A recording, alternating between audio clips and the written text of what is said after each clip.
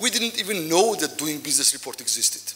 We were just doing it. You're doing it for yourself. We were doing it for our vision to create better business environment, and then we realized that this is actually an amazing blueprint, an amazing methodology to create better business environment. And after that, we already started to continue reforms, having that in mind that actually this is a good blueprint. Why don't we go with that, and why don't we see how much freedom that will it give to the private sector?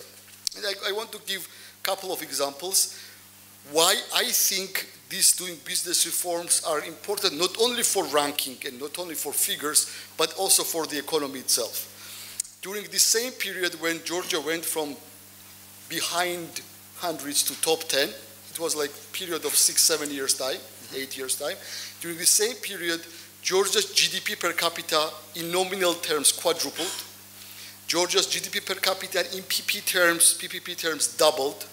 Our average growth rate was somewhere between 7.5 and 8.5%, and that's without oil, without gas, without any natural resources, only due to taking corruption and taking bureaucracy out of the private sector. I call it debottlenecking private sector, giving more freedom to private sector. Our FDI to GDP on average was 10 to 12%. Number of companies registered per year quadrupled. Number of square meters constructed per year quadrupled.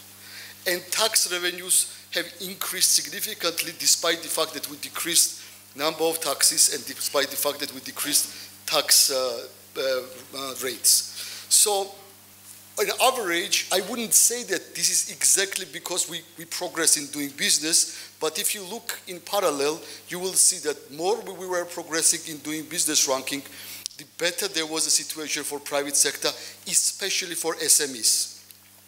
Doing business report, I believe, is an amazing tool for giving more freedom to SMEs.